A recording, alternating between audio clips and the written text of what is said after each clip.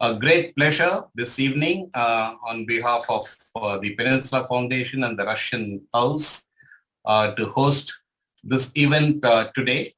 And we welcome our guest, Wing Commander Rakesh Sharma, India's only cosmonaut, Ashok Chakra, and Hero Soviet Union, and Professor Ivan Danilin from IMEMO in Moscow. And of course, I welcome the Consulate General at Chennai, and of course, the Director of the Russian Science and Cultural Center as well.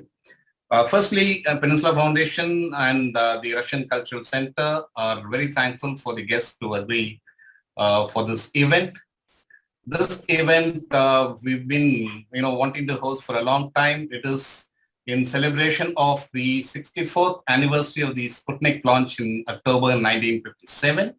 It is also the 60th anniversary of Yuri Gagarin's the first human flight in the world in 1961. In April, this had happened. So we celebrate these two events. But more importantly, we are now looking back at the journey of the Indo-Soviet Union, Indo-Russian cooperation in space, which I think one of the finest, fascinating stories over the last 60 years. And this is something that, needs to be retold to the rest of the world. I think it is the strongest element of, apart from the nuclear cooperation as well, it is the strongest element of the strategic partnership between the two countries. And I was going through Satish Dhawan's, one of the recounting of various things that have come, is that the former Soviet Union played a key role in enabling India to launch off into the space journey with supporting the sounding rockets launches in Tumba along with two other countries. And thereafter, of course, the support has been enormous. Yuri Gagarin's visit during 1961, he actually predicted that the India-Russia, India-Soviet Union partnership in space is going to be one of the strongest pillars of the two countries' relationships. And that turned out to be true. As we went along, the Indian space capability gained immensely from the Soviet experience. And the Soviet Union launched the first satellite for India, the Aryabhata, and subsequently the next two as well, Bhaskara 1 and Bhaskara 2. And subsequently the strength and the cooperation has been enormous. But the most, the biggest achievement was Commander Rakesh Sharma's, the first human flight from India and the only person until now. And that was in April 1984. And this, of course, this famous statement of looking at India from space and calling it a Sare Jahan Se Acha is the famous statement, all over the country and, of course, across the world as well. We have now gathered today to not only hear from the experts, but also to look at the future, because a lot of technology has evolved. India itself is a significant space power. We hold the PSLV as one of the finest launching capabilities in the world. The Indo-Russian cooperation has also translated into India crossing the barrier of cryogenic launch capabilities. And of course, India is now looking at deeper exploration in space, in Mars, human flight very soon for the next batch, and also moon landing as well. So in this context, we need to look at how Indo-Russian space cooperation is looking at. And to cover that, of course, we have the most eminent people. Let me first introduce Wing Commander Rakesh Sharma. The world knows about him. He joined the Indian Air Force as a fighter pilot in 1970. And I've been fortunate to work with him as well and serve together in certain areas. He's an experimental test pilot, and he has he has flown the MiG-21s, the Jaguars, and thereafter in the 1980s he was selected to become the first cosmonaut for India. His flight on Soyuz T-11 was on 3rd April 1984. He spent 7 days, 21 hours and 40 minutes in space on Salyut 7 space orbital station, along with Yuri Malyalev and Gennady Strelkov.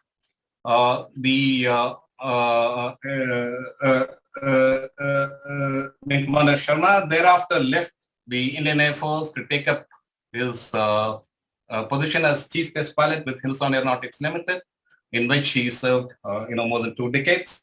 And thereafter, now, of course, he's settled in the salubrious environment of Nilgiri Hills.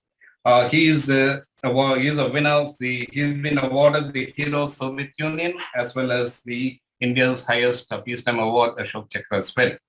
Our second speaker today is Professor Ivan Danilin. He's an associate professor in IMEMO as well, but he's heads the Department of Science and Innovation in IMEMO, which is the Primakov National Research Institute of World Economy and International Relations.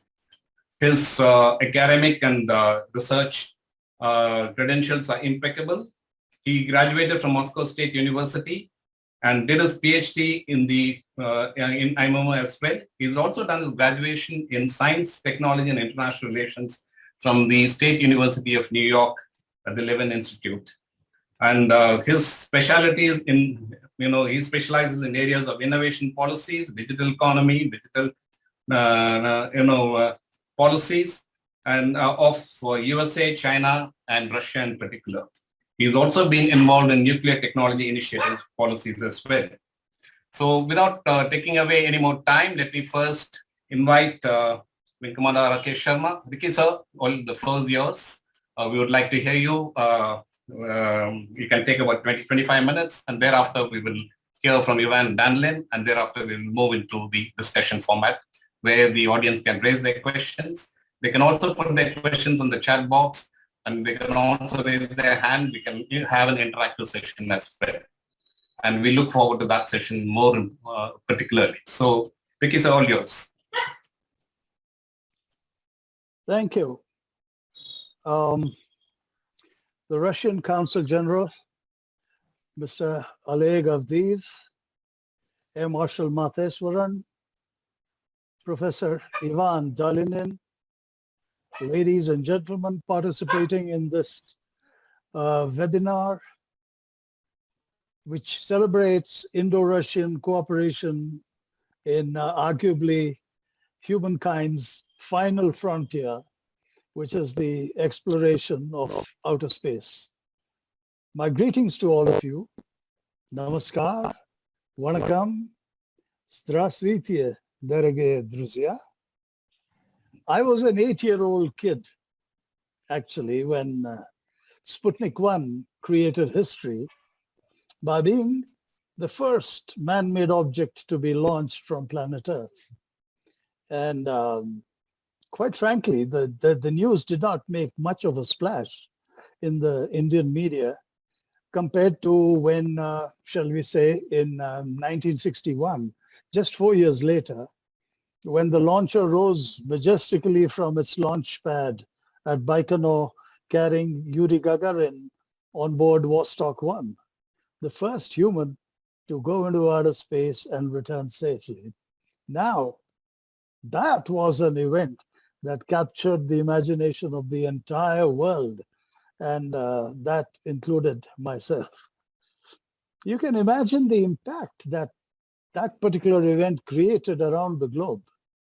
Well, for one, I think it sounded the bugle for the commencement of the space race between the US and the then Soviet Union.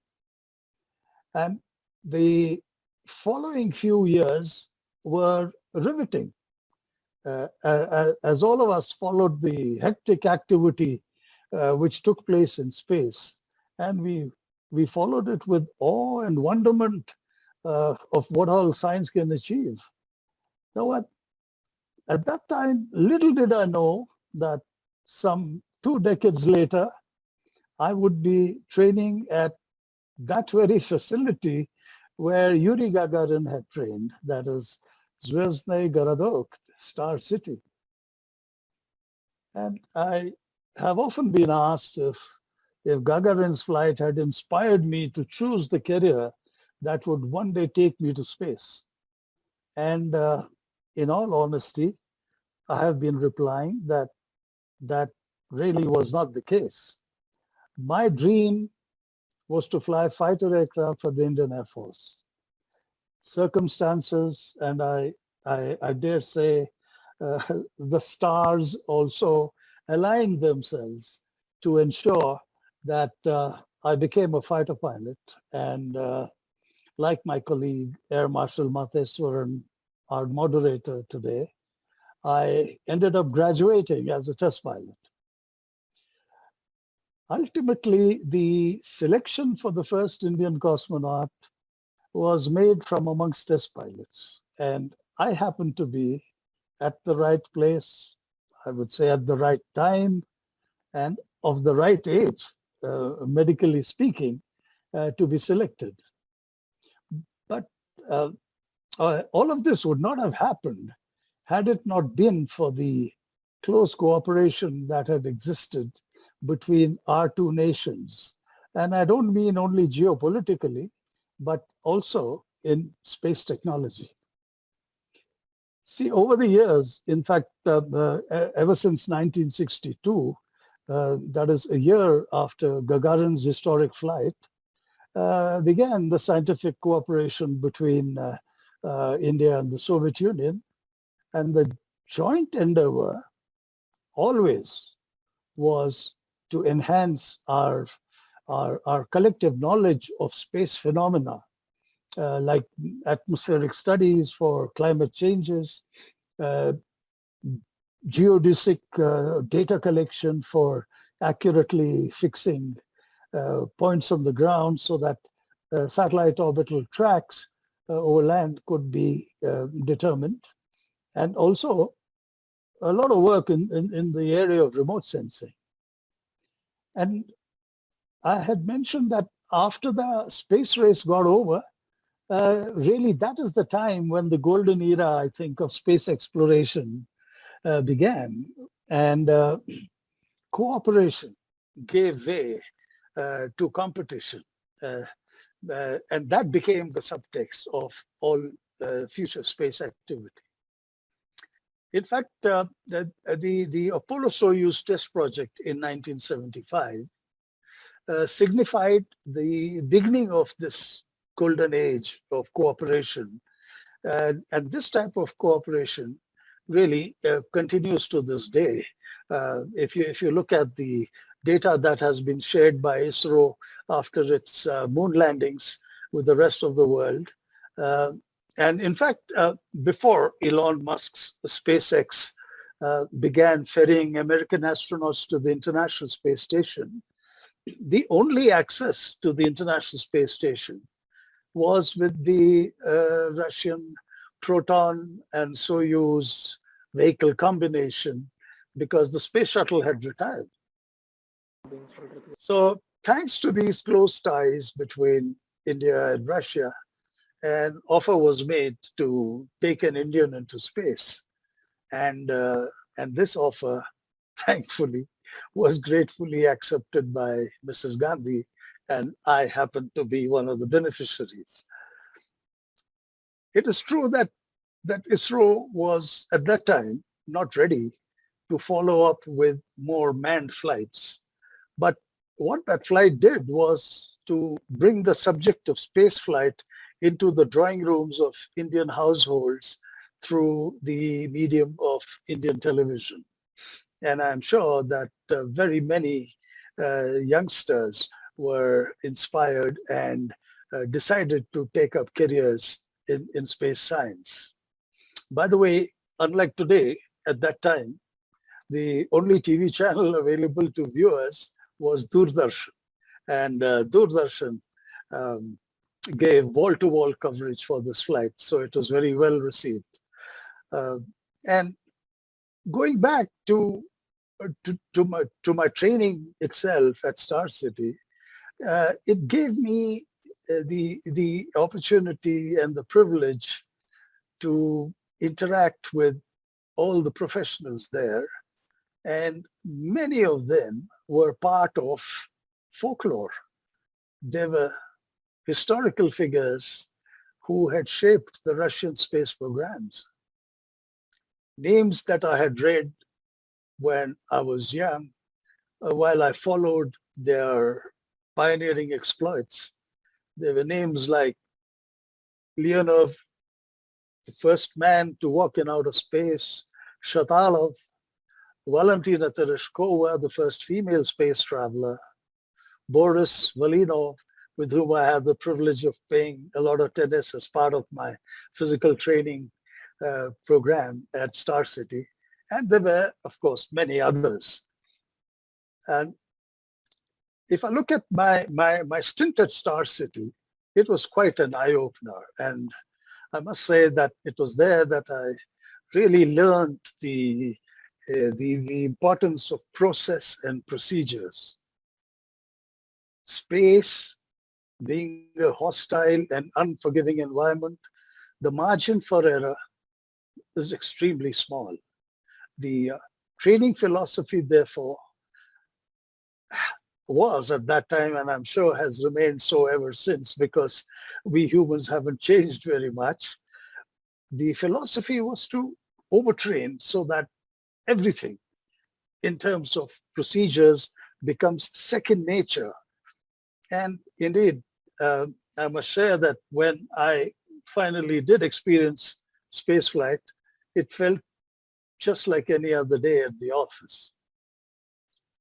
Of course, I did have one regret. This was the time before perestroika happened.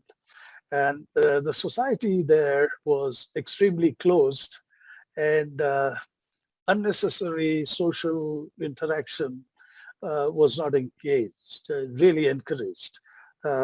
People were only required to meet with us only if it was business. So one did feel somewhat deprived socially. And in that respect, I would say I was there before time.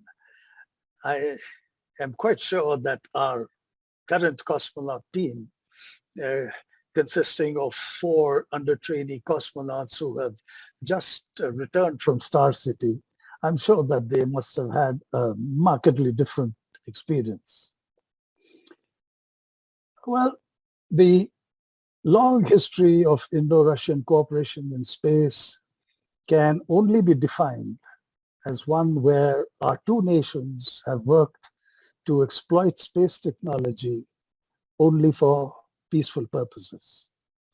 Even at the height of the Cold War, Russia has been a strong proponent of the peaceful utilization of outer space.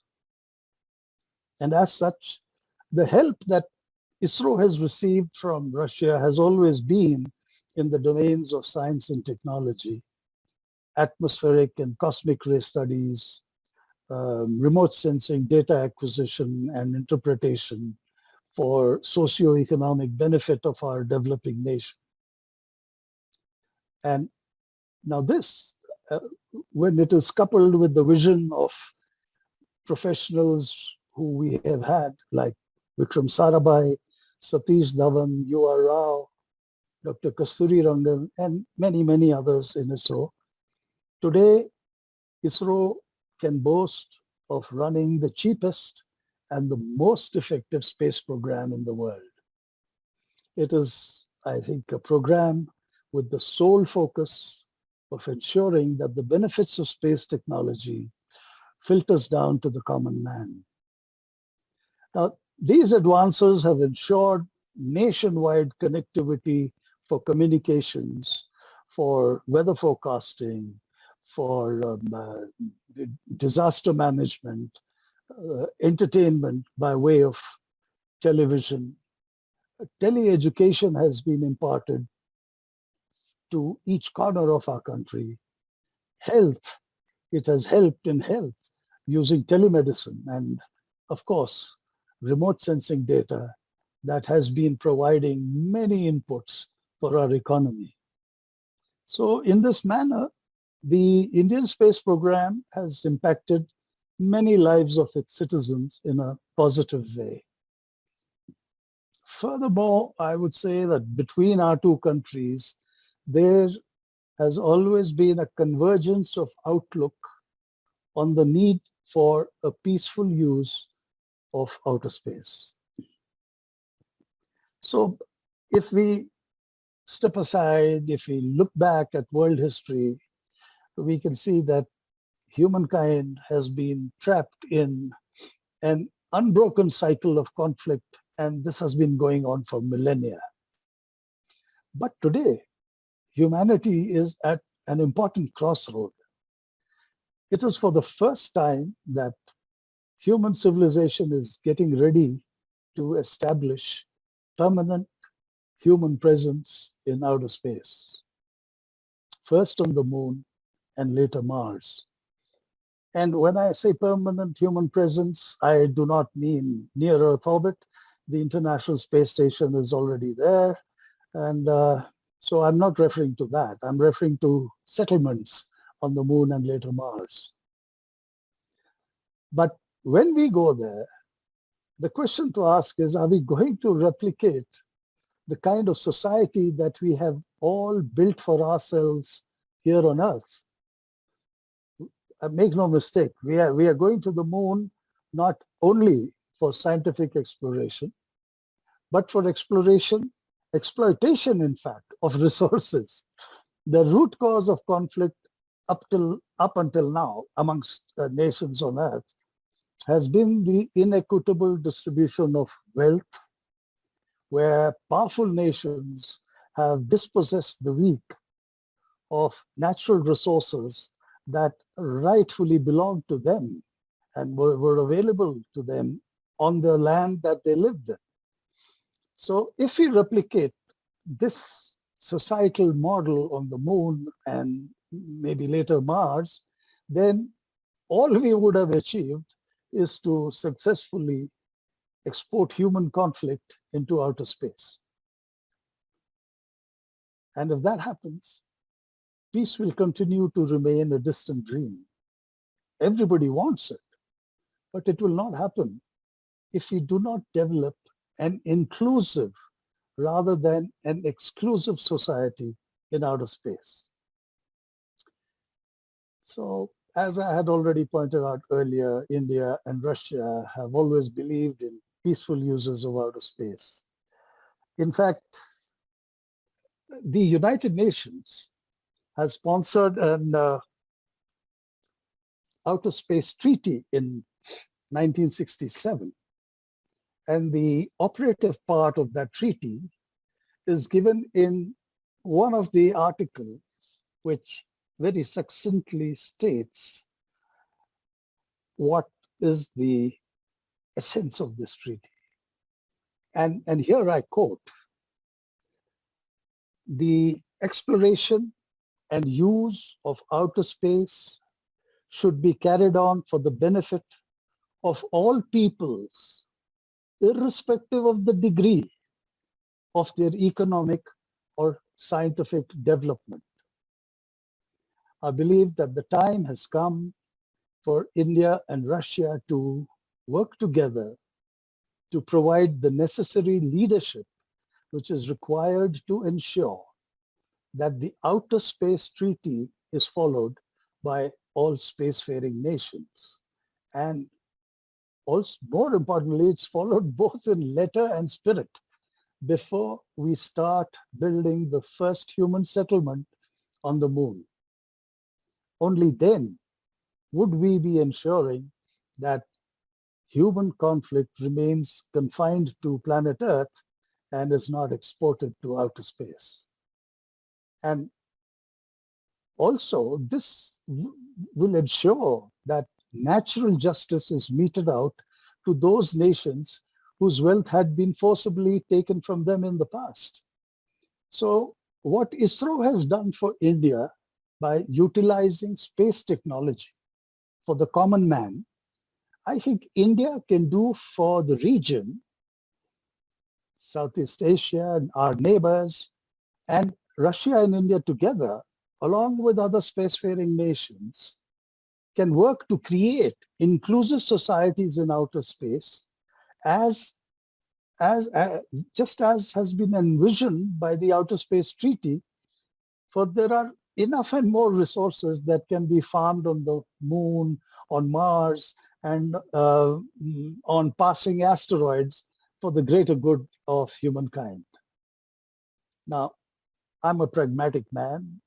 Obviously, it would be unrealistic to expect that technologically advanced nations who today have the capability to access these resources in outer space will spend humongous amounts of their taxpayers' money to fund these exploits in space and then share the returns which are coming out of these investments with poorer nations.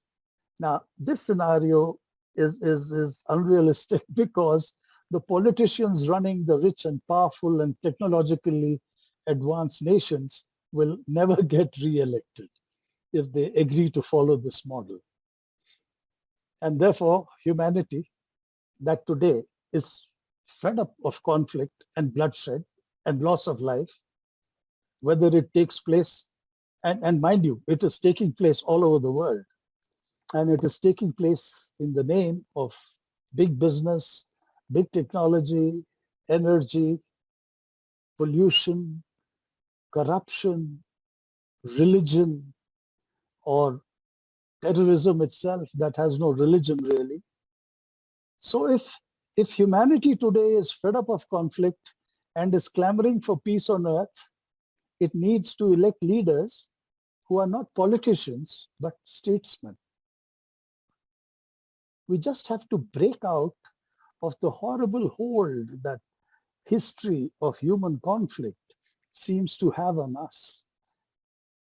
And I believe we have an unrelated opportunity that can point us in the right direction.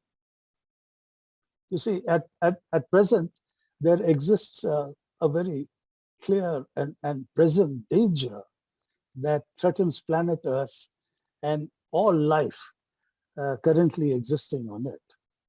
And this danger is posed by asteroids which are aimlessly roaming in outer space. There is every chance that one of these wayward celestial wanderers will come in the way of our Earth's orbit. And the results then would be catastrophic after it collides with planet Earth. There is evidence that in the past, dinosaurs were wiped out during one such episode. So today, humanity has the technological capability to track, to intercept, and alter the path of asteroids which are on a collision path with Earth. But this kind of effort, to achieve it, this kind of effort is beyond the resource capability of any one nation acting individually. But all nations are equally at risk, as it is difficult to predict nations that will be in harm's way if and when the impact occurs as the Earth keeps rotating around its axis. And so the collective risk element compels us all to conclude that we all must contribute to secure our collective future. And I would say if we all can contribute to secure our future, why cannot we contribute and work towards securing our present existence by establishing sustainable peace on Earth? We have the institution, the United Nations. We have the treaty. The Outer Space Treaty is in place, signed by more than 100 nations. All we need is some international leadership to take the initiative of making this happen. Russia, which has been the initial proponent of peaceful uses of outer space, and India, that culturally has always believed that the world is one family, must together push this seemingly idealistic concept at various international fora. In today's interconnected world, negotiations alone will not influence nations to abandon their realpolitik goals that would expect those leaders to secure the interests of only their citizens. But our two countries need to demonstrate that enabling developing economies to derive benefit from space exploration for peaceful purposes, thus bridging the have and have not divide, that this method is a powerful deterrent to put an end to human conflict of the kind that we have been victims of for millennia on our beautiful home planet. And tomorrow, when we establish human societies in outer space. Now, at this point, I would really like to share a short video clip, which in essence captures most of what I have said, explaining our present situation and the need to establish peace on Earth. And it is from that visionary who's no more with us, the astrophysicist Carl Sagan, and it is titled The Pale Blue Dot. Please bear with me for 3.5 minutes as I share the screen with you all.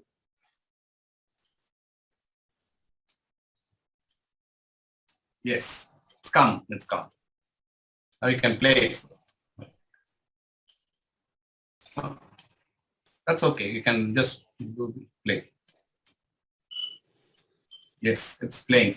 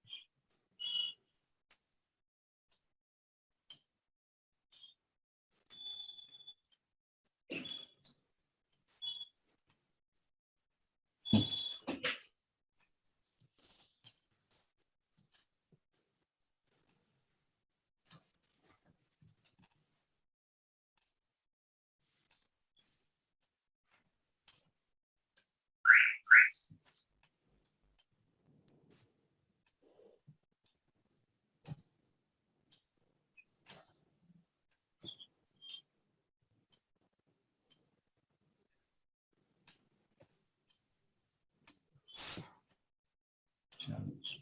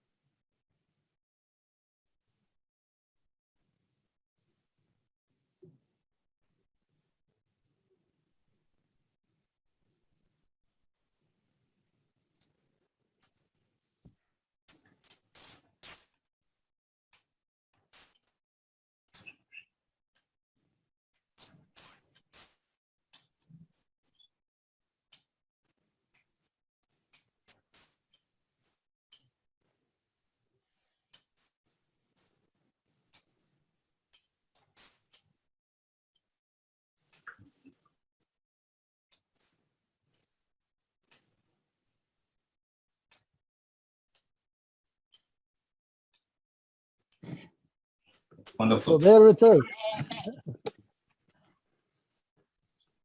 Great.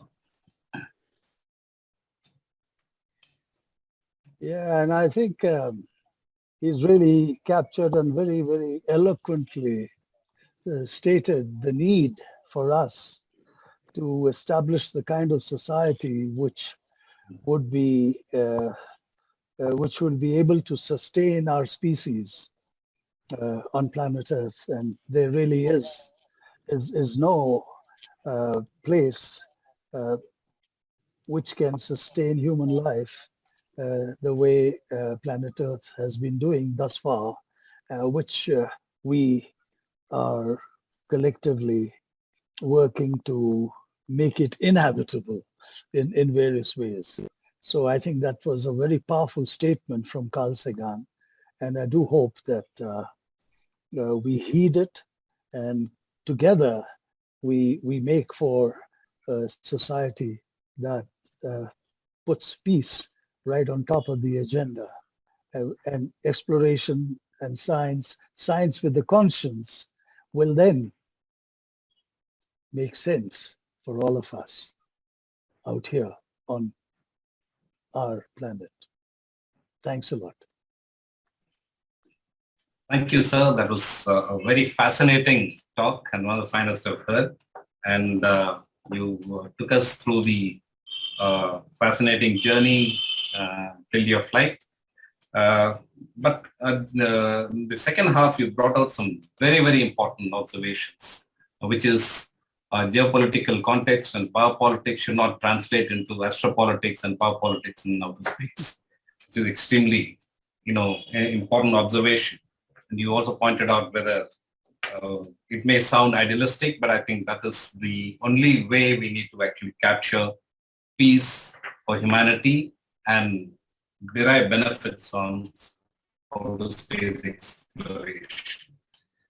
We will lots to discuss on, lots to actually take from that part of your lecture. It's a fabulous exposition of Indo-Russian strategic partnership that can bring peace to the world and humanity as well. Thank you so much for this wonderful talk.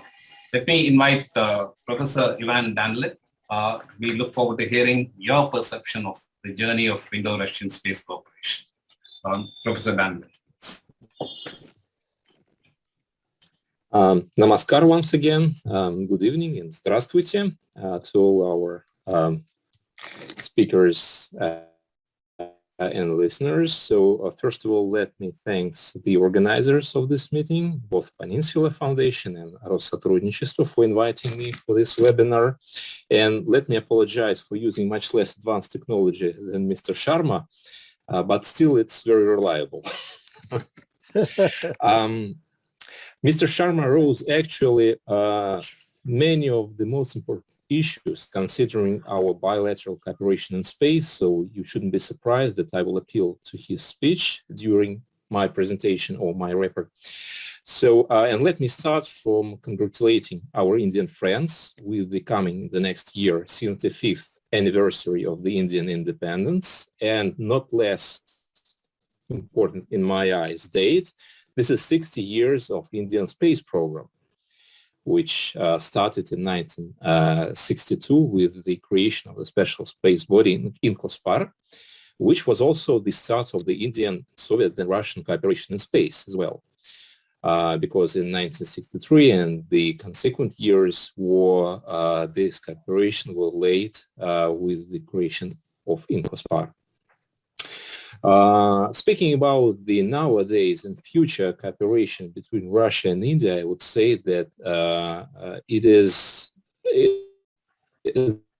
there is at least several directions of our possible both negotiations and cooperation. And when it comes to the moment less advanced that the potential that we have.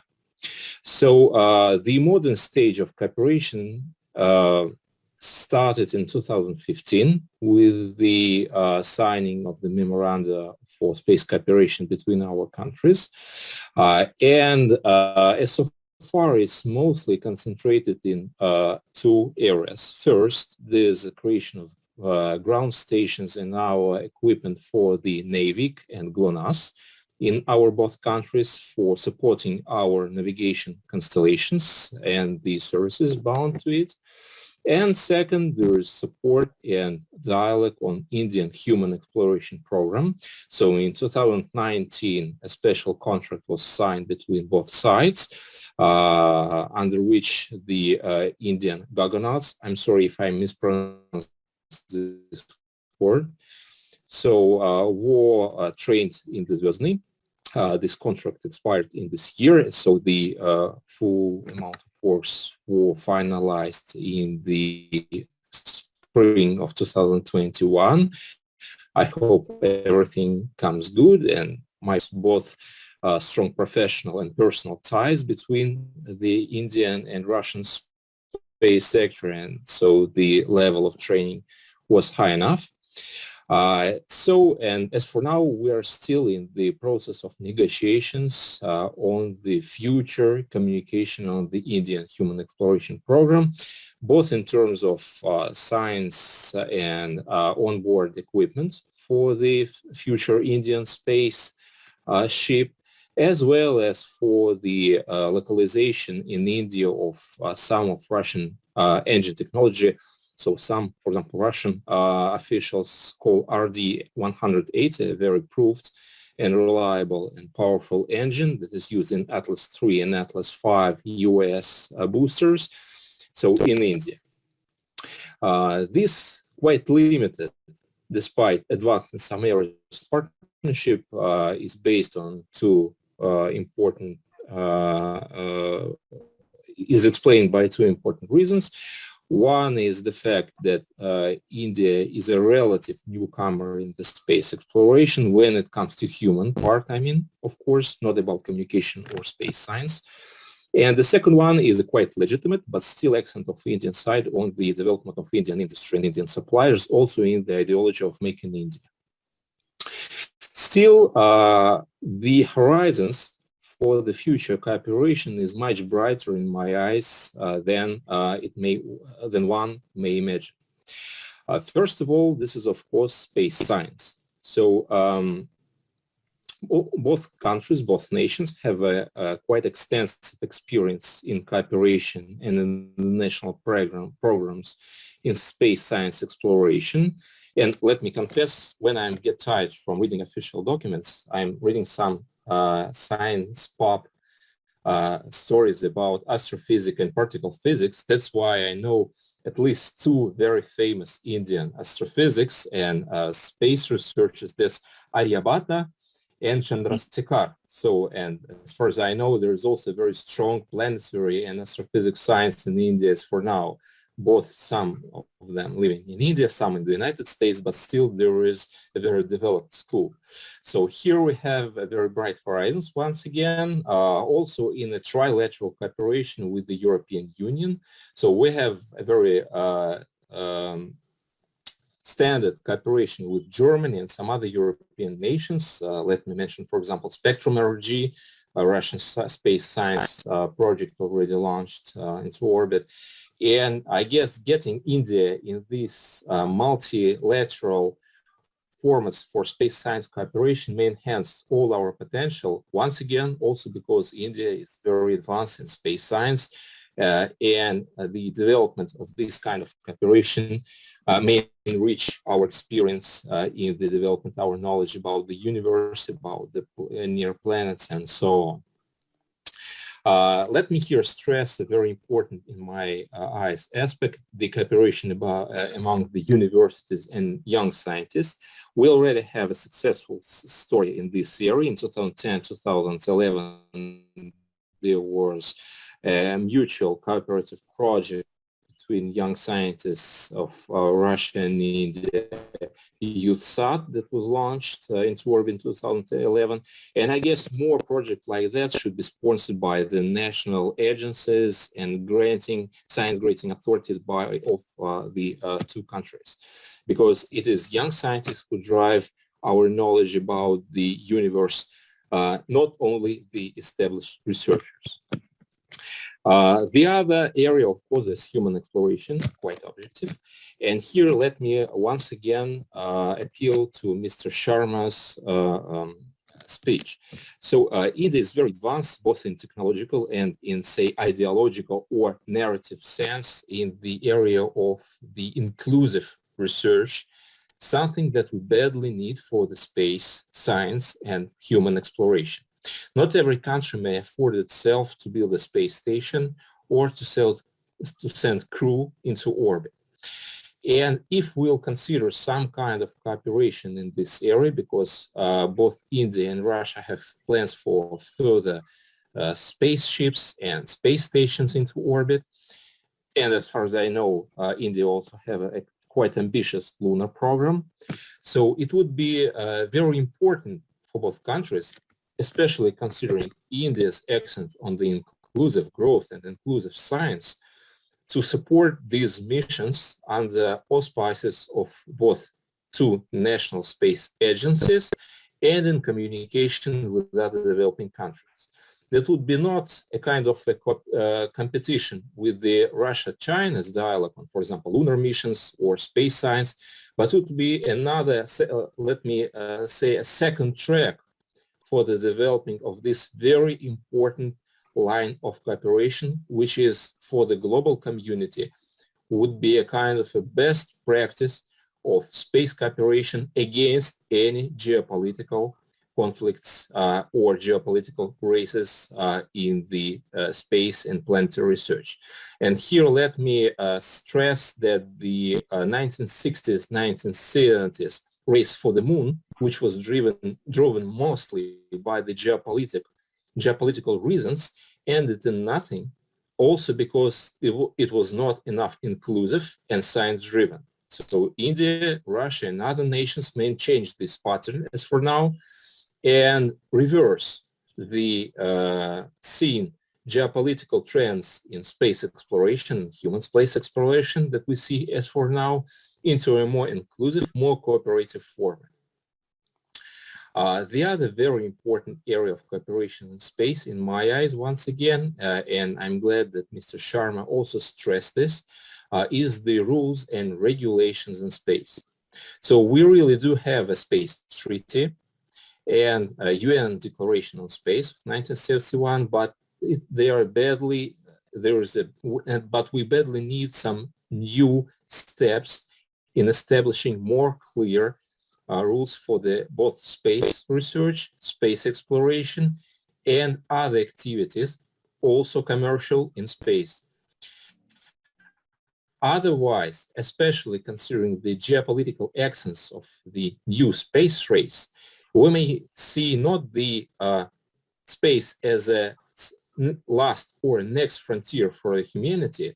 Let me here address to the Star Trek series, but rather Star Wars. And in my eyes, Star Wars should be something that we view on the Netflix or other platforms or on TV rather than in real life.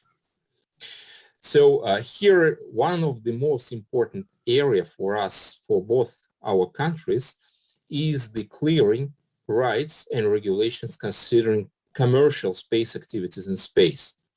Because privatizing space sounds good for the investors, but once again, for the newcomer nations, space nations, it may be a disaster if, for example, big tech from the most developed nations will privatize lunar or Mars or other planet or asteroid resources, leaving them far behind this new frontier for the humanity and inclusive economic growth. I'm not speaking about forbidding any commercial activity. This would be, in my eyes, once again, not rational, the space exploration. But we should consider it from two important points of view.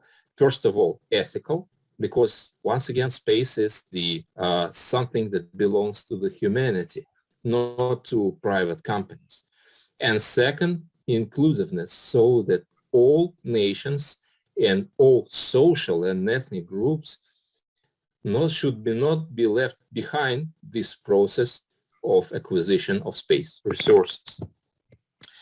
Finally, a very important area for the dialogue and cooperation, and I'm very glad that Mr. Sharma once again accented in his speech, is popularization of space and space science and romantic of space exploration.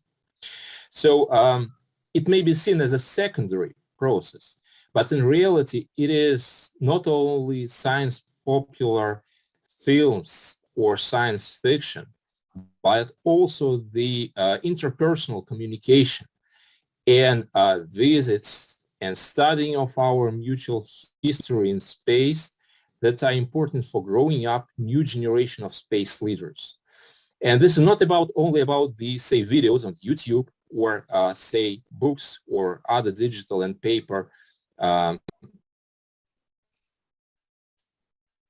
sources. This is also about visits between India and Russia, in Zvezny, in Bangalore, and other Indian space centers to make our younger generation aware of our advances and the possibility of our future cooperation, also through establishing the contacts between the science and technology communities of both nations.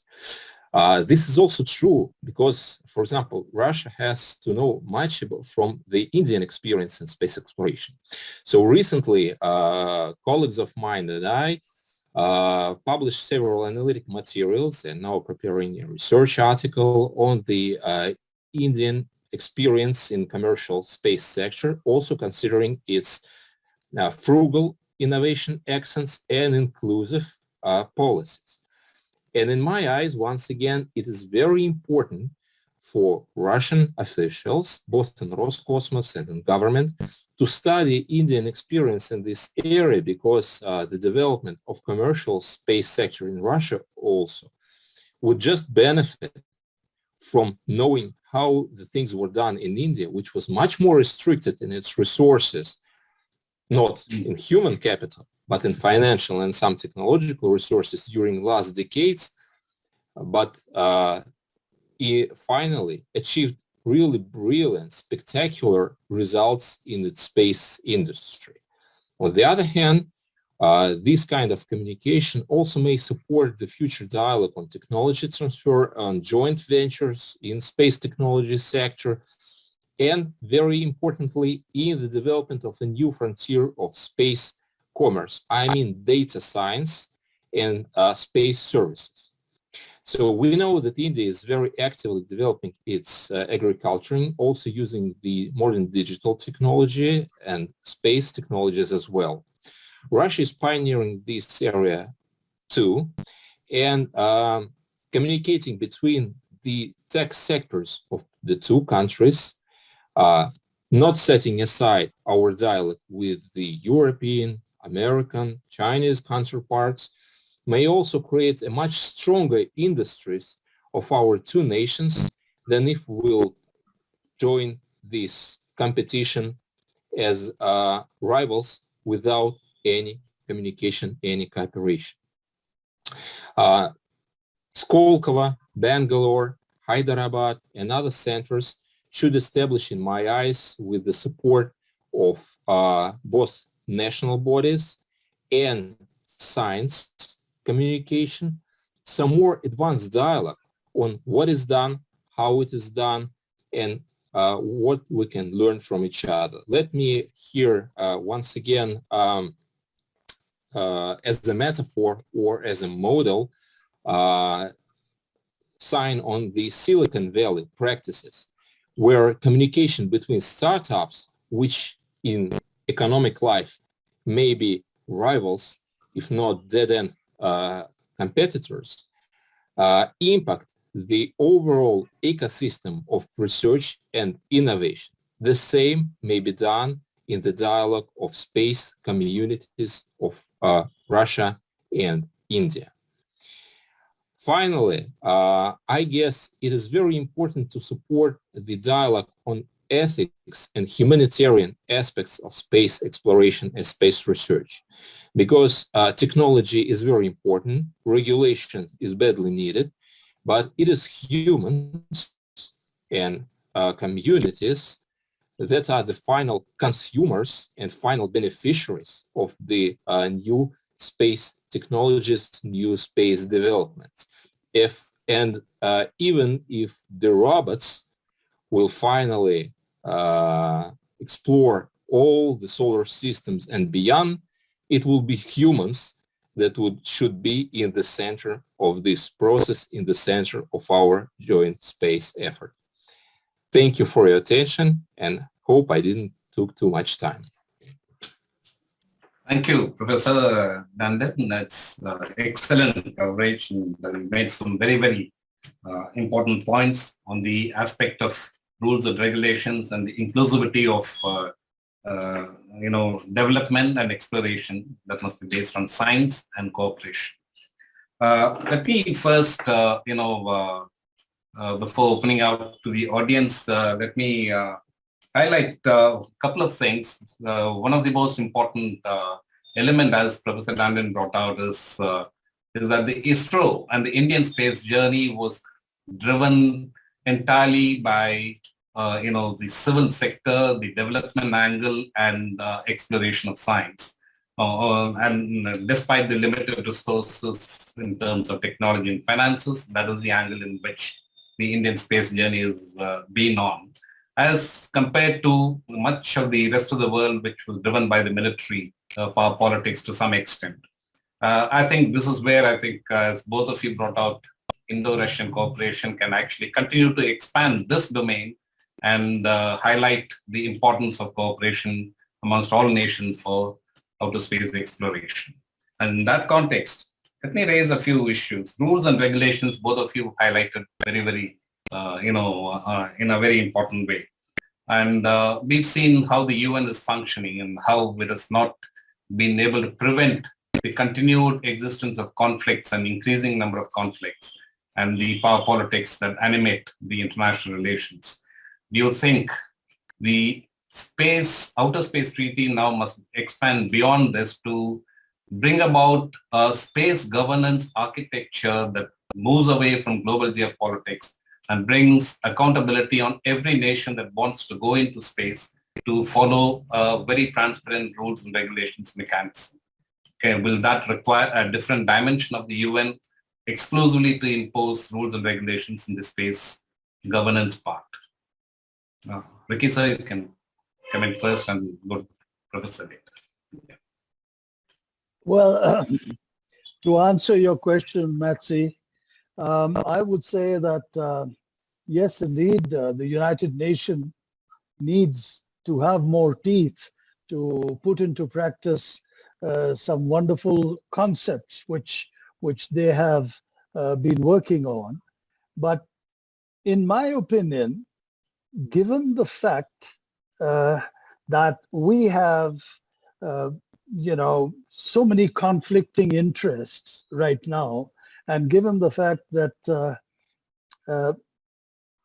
from an ethical standpoint, global society, I would say, has reached the depths from where for it to return voluntarily to what was, I think is a bit difficult. And in my opinion, I believe that we have to adopt a building block approach. And by that I mean that it has to start with education.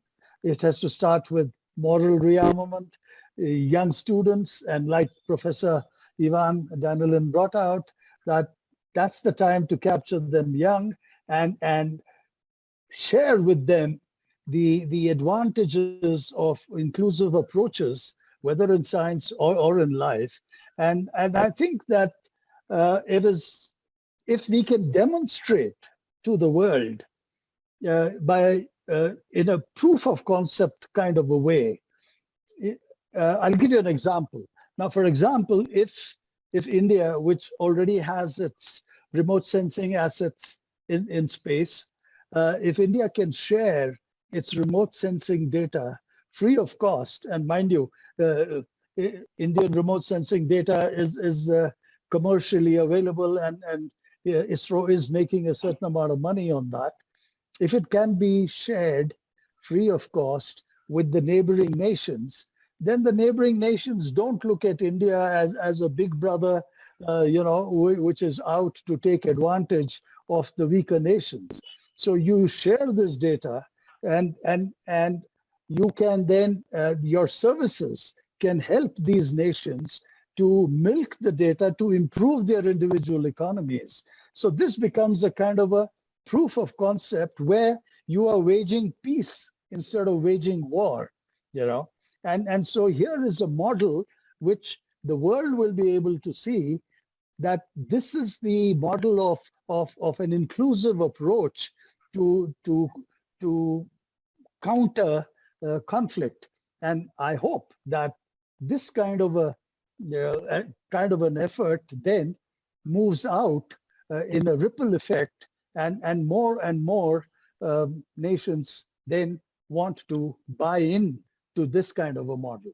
Thereafter, it will become, people will move out from nationhood to and develop a global outlook.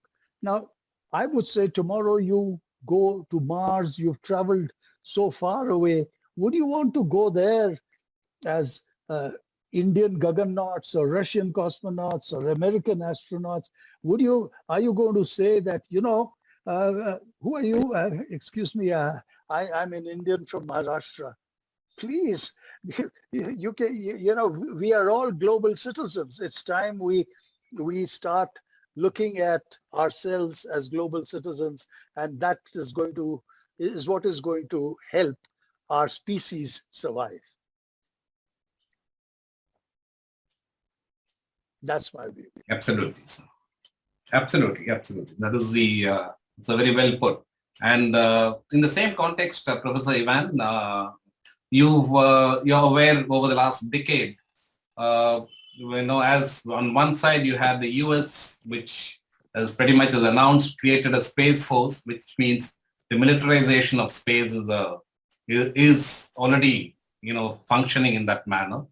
And at the same time, European Union brought out a code of conduct, which Russia didn't agree with. And then Russia and China brought out, which more explicitly, which talks about prevention of placing any kind of weapons in space.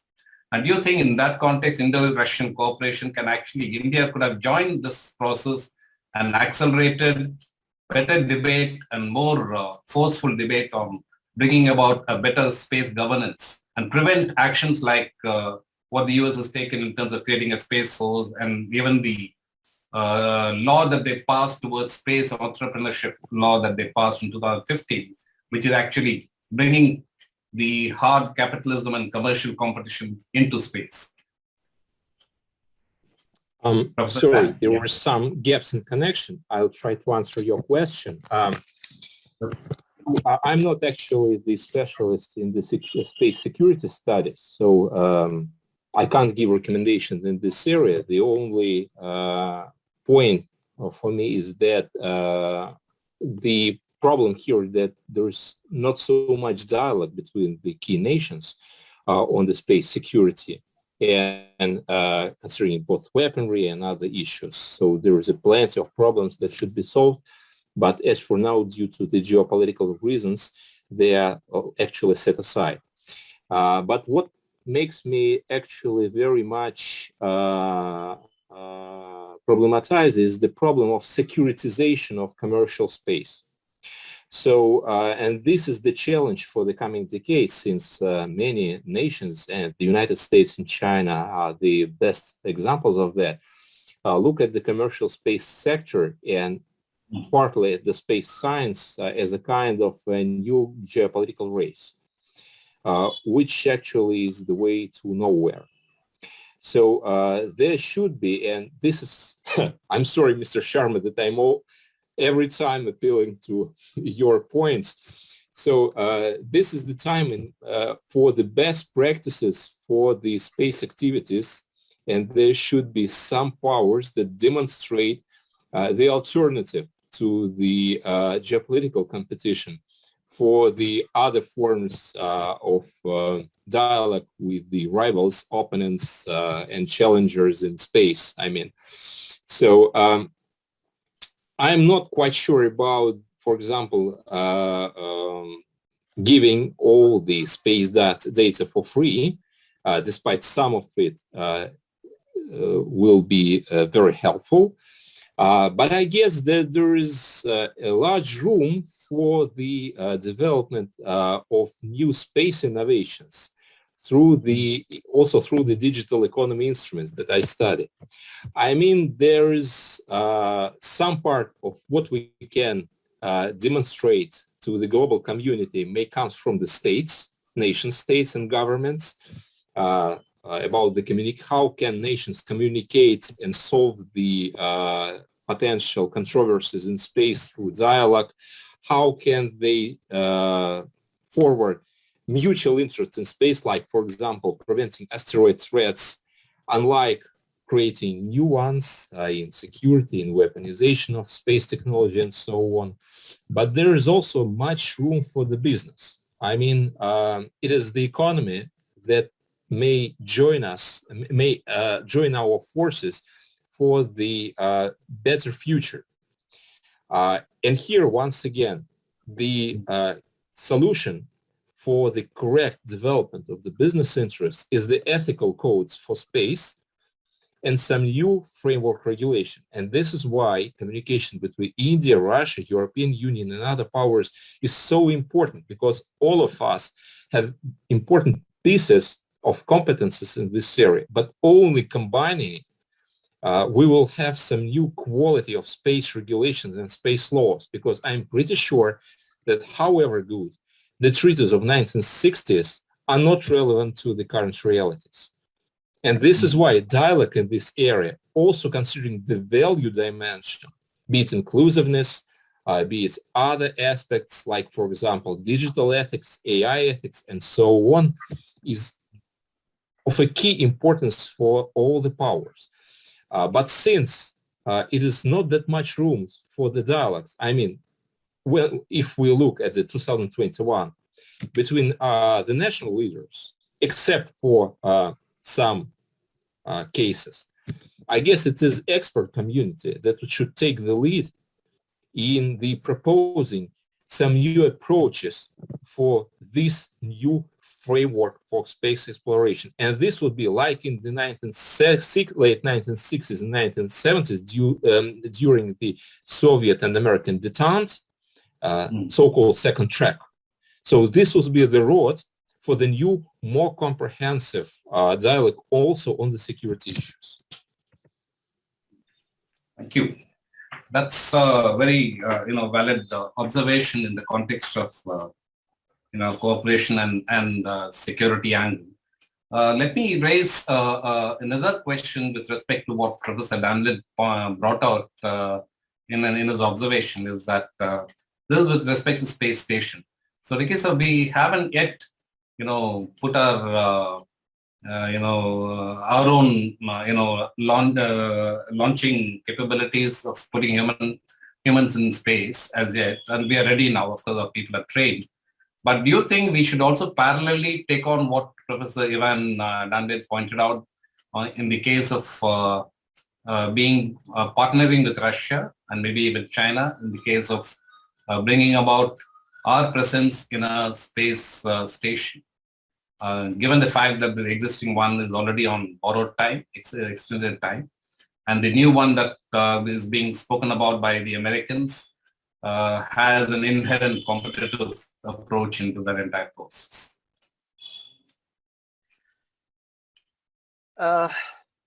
All I can say is that I have a slightly different view when it comes to, I am not a proponent of every nation developing the same kind of capability of access to space, because from a resource utilization standpoint, and when I say resource, I don't mean national resources, I mean global resources. From that standpoint and its impact on the environment, after all, if you're going to spend dollars in space exploration, and every country, because this game is not cheap, it's a very expensive game. It just doesn't make sense for everybody to rediscover the wheel individually. I think given the fact, and this Professor Ivan Danilin has already brought out, that the track to kind of an approach where you demonstrate to the global community the advantages of cooperating and aggregating the strengths that are available with various nations who are at different levels of development is the better way to go, both from the point of view of resource utilization for planet Earth itself, as well as the fact that you are removing conflict out of the equation, you're removing competition out of the equation. And sure, I understand that when businesses get into this kind of a game, businesses have to answer to their investors. But the point is that if nations, which really are, nations are not businessmen. I mean, they have no, governments have no business to be in business.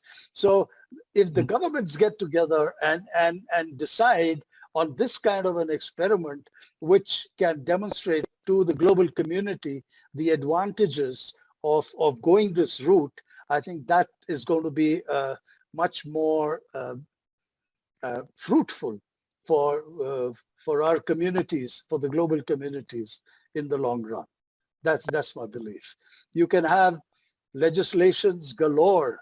You can have, and like Professor Danilin said, that indeed what was drafted in the 60s has very little relevance today, primarily because we all know who's running the world. We all know who's running the World Bank, the IMF, and so really speaking, what we need is a demonstrable model which can be seen by the global community as a viable alternative to what currently is being practiced. So that is my humble opinion. Absolutely, sir. Professor Ivan, so in the same context of Space Lab, I think with what Wing Commander Rakesh Sharma pointed out in terms of track 2 engagements and enhancing the cooperation, a very, very valid point. So I've heard from the Americans itself, post-Cold War, the engagement or the cooperation that the Russians and the Americans had on the space station was one of the defining moments of the best cooperation the two countries have had. And the two gained immensely in that process. And these are people, US Air Force people who've actually been, astronauts who've worked with, Russian cosmonauts together. And this is something that's been highlighted as the best, aspect of, the two countries engaging despite animosities in many other areas. Now that that part is going to get over, do you think the space station, International Space Station project has, despite its huge costs, it has a great benefit for India to get on board and work closely with Russia if Russia has separate plans for the next stage of space station? First of all, I guess that ISS played its role, historical and scientific. So, and there is not that much to discuss about its future, not because it's unimportant, but because as a project, it is fully realized. My point is that we should discuss the next generation of orbital research in science and very important education. I mean, we have two possible or three possible directions for the future development of the human presence on orbit. First is building international multilateral space stations like ISS was, because, well, as all technological objects, it has its own time and it is almost expired, not because of the unwillingness of the different nations, but, well, because it is more than 20 years old. The other one is commercializing, so building Hiltons on orbit, for example, like a habitat for the space tourists. And the other one, and this is a bit more prospectus from my point of view than the international space stations like current ISS.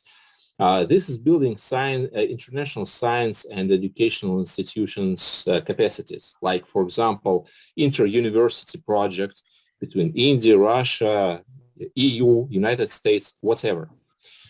Because when it comes to the pure scientific goals, most of what we could do, we've done on the ISS. So we need some new generation of researchers to formulate new research tasks for the space stations of the future.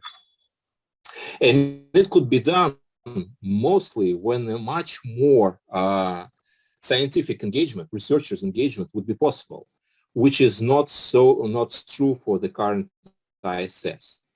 So, of course, it would be a costly enterprise, but let me address the Indian own experience of the space program.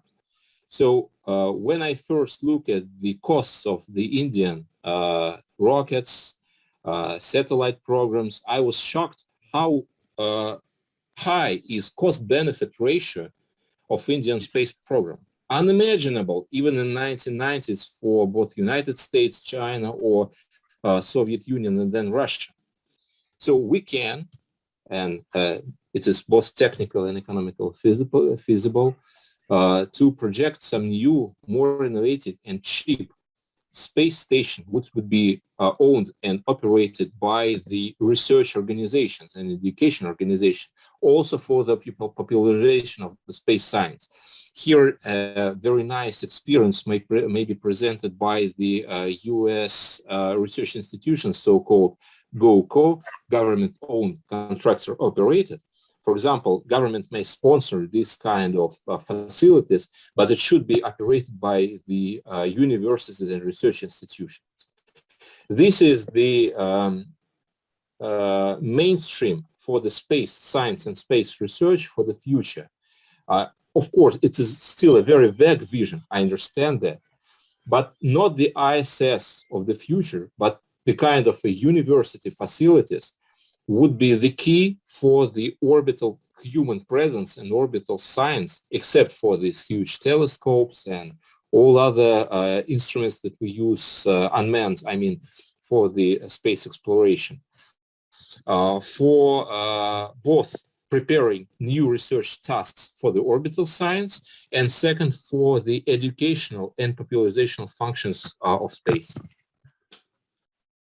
Thank you, Professor. I think that's a very, very important observation in terms of economics and the best value for the investment that ISRO has been able to achieve. And I think there's a lot actually in which that's an area that we can cooperate. I invite the audience to actually, if anybody has a question, put it on the chat or raise your hand. We can interact. We have a very short time. And in the context of science, yes, Sunod, you wish to ask? Yeah, go ahead, Sunod. Yes, sir, Marshal. This is not a it's partly a question and partly an observation. First, thanks to both the panelists, our national hero Rakesh Sharma and our co-panelist Ivan, for the wonderful exposition. The point I would like to convey is that it is important to have such conversations at the track 2 level going. And the track 2 gives an opportunity to break free of rigid agendas. It gives us the scope for discussing things which ordinarily we could not discuss. So it would be important and useful if our panelists could throw light on what are the areas of potential convergences which we as a think tank can work on or contribute towards in keeping this conversation going. Thank you. Yes, sir. So who's going to take that? Who's going to take that question? You know, I guess the synergy needs to develop between governments and think tanks. So really speaking, looking at governments, their they've got to exist. And so they have to think of survivability. And oftentimes this is comes into conflict with true development and taking the correct decisions. So if we can generate a situation or encourage or make it an election issue that a government has to be bound by the advice given by think tanks, which is invariably is not influenced or should not be influenced by the government of the day. And I think if that can become an election issue, then it compels the government. And there should be two things. Not only that it must be thought through, discussed in a transparent manner, quite like cameras are allowed into Parliament. Similarly, for these discussions, if cameras are allowed and if the electorate can follow what is the thought process and what is preventing the government from implementing suggestions which in the long run are going to be meaningful for the common people, and what is the compulsion with the government that is preventing them from taking that decision. So once that happens, I think there is going to be more better interaction between think tanks and the governments. And this is something that is really required because governments have no time to think. That I think we will all agree on. For them, it's survivability, whereas for think tanks, it is survivability, yes, but for the species, the time frame which a think tank thinks for is way beyond the next election. And I think that's what needs to be done. That's very, very, very important point. And as you mentioned earlier, that will go a long way in producing statesmen rather than politicians. Yeah, as leaders. Ivan, Professor Ivan, would you like to say something? Yeah, I guess there are three different directions of our possible communication. First is the dialogue between our space communities, and when it comes to intergovernmental programs, it's already established. The problem is how to widen it to, for example, startups, space research communities in the universities, and so on. I don't think that we need government here. This is much more about so-called developmental institutions. For example, in Russia, this is Skolkovo. I'm pretty sure that in India, there is also much near government structures that may support this kind of communication and should do it, as well as the Russian side, I mean.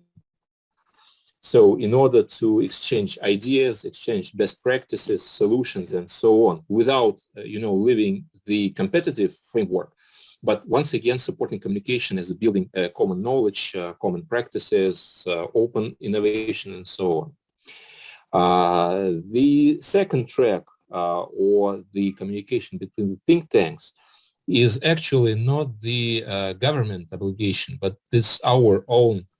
This is something that we should do by ourselves. This is our professional, obligatory activities. For example, my institution have very established contacts with the ORF on the different security and international policy issues. When I started to study different space technology problems, mostly in the commercial side, I found that in Russia, there is no person to talk about, for example, Indian commercial space program.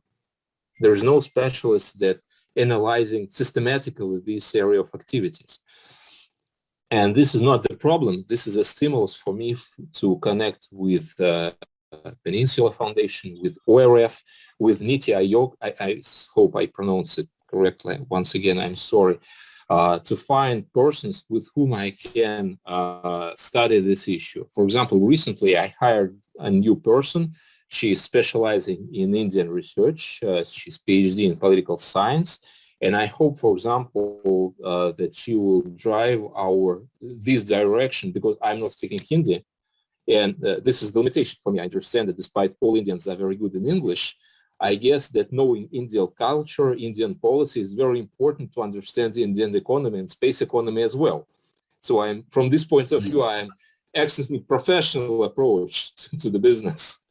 And for example, on my side, I hope that she will be our communicator with all these and other Indian institutions in dialogue also on the space research. I understand that this is almost just a first step in this direction, but the events like this, and let me once again address and support the mission of our organizers, both Peninsula Foundation and Rossотрудничество. So events like this will drive this communication. It is only our responsibility, and it is only our choice. Would they develop in something more important, or just stay in just, for example, my personal communication with Mr. Sharma, or other just dot-to-dot communication? Absolutely. I think think tanks have a great role to play, actually. Governments tend to get constrained by protocols and some of the rules of regulation that they quite naturally bind themselves in. But the think tanks actually can facilitate to expand the discussions, interactions in a much bigger way, and bring a wealth of ideas to the government to actually finally deal with in taking the right decisions. So before I invite the Consul General to say his a few words, let me ask one final question. Is the world is exploding in terms of space technologies, capabilities, and commercialization. And Ricky, you also pointed out, and so also Dr. Ivan pointed out, the crowding of low Earth orbits and even geostationary orbits in terms of debris is going to be a huge problem. And SpaceX is already advertised about internet availability, and in Chennai, right next to my house, there is, probably some point will come where SpaceX, I can subscribe to the space-based internet facility from next year. And so this is going to crowd out a lot of issues. So in terms of technology and in terms of international cooperation, debris removal and debris control, will it be the biggest challenge in the years to come? Yes, it will. And that is why we need legislation to begin with.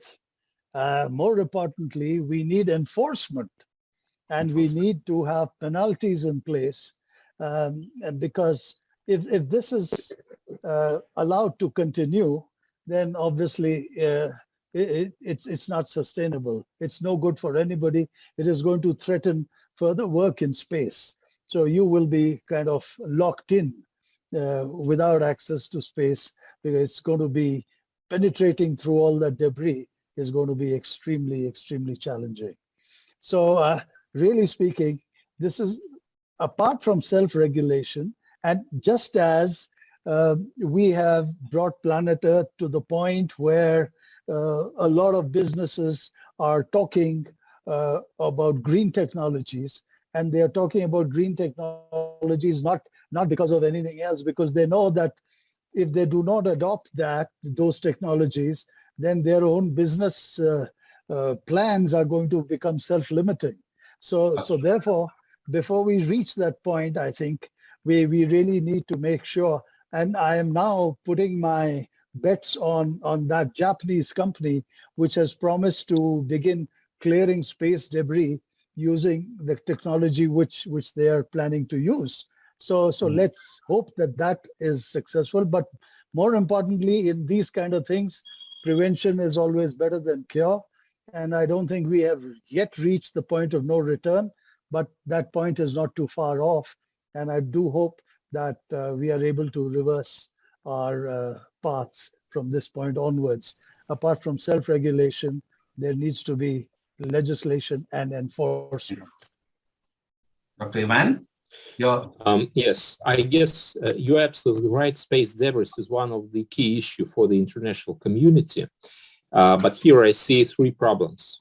First of all, as I can see, once again, it's not my area of research, but as I can see, this problem is also very highly securitized, because there is not only debris on the space service, but also spy satellites and so on, and not every state, I'm pretty sure, would be ready to solve the problem of debris without considering this important problem. Two other issues should be considered in this new framework negotiations and dialogue of the international communities, but are not yet formulated well. The first is what may be called the electronic pollution. I mean, there's too much objects on the near and low Earth orbits that for now are making more problematic studying of the universe by astronomers on Earth.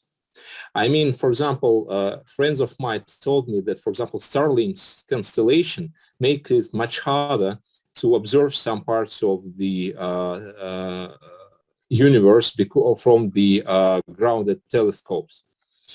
The other issue, mostly connected to the economic and social side of the problem, is the distribution of rights for the geopositioning of different objects, considering not all mostly science or commercial interest, but also science and inclusive challenges of the global community. I mean, different inclusive projects, in my eyes, should have some beneficial regimes for placing into Earth's orbit, because it is important to support also social mission of space. For now, these issues are totally out of the discussion when we are speaking about cleaning up Earth's orbit. But there should be this ethical issue considered in the future regulations, because otherwise we will see satellites of big corporations, of intelligence and defense agencies flying all over the Earth's surface, and not so much room for the satellites and digital services that really support the inclusive mission of space. Thank you. Thank you. Certainly, I mean, this is an area where there's a lot of scope for cooperation and working together. And this has been a fascinating, discussion with both of you.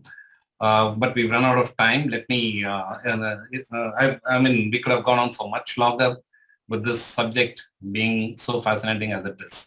Let me invite the Consul General, Mr. Oleg Avdiv. Sir, would you like to say a few words on today's evening proceedings? Good evening to everybody. I'm really thankful to the organizers of this webinar for the opportunity to take part in it and also to say a few words on the subject of the discussion. Now, we all know that the cooperation between our two countries goes way back to the 50s. It started with creating infrastructure and the heavy industry in India, and then proliferated to many other spheres.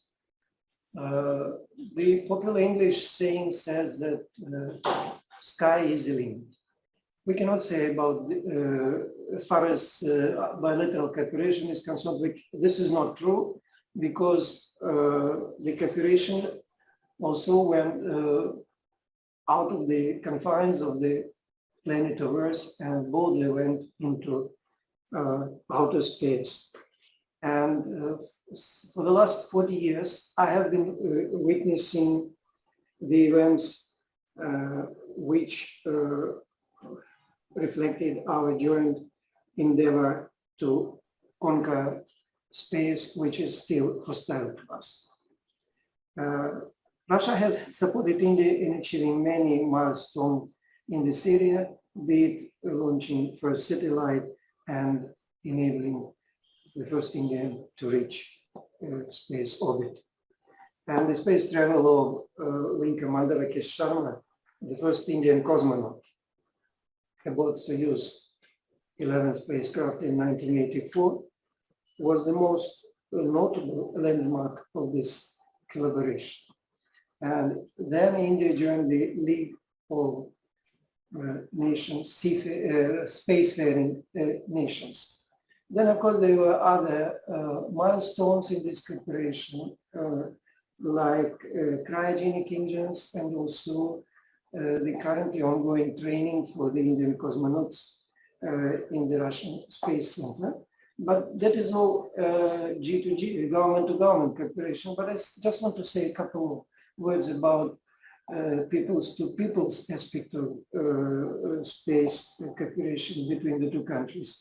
In 2019, a group of 60 students from Chennai went on a trip to Russia, and they visited all major cities connected with space exploration.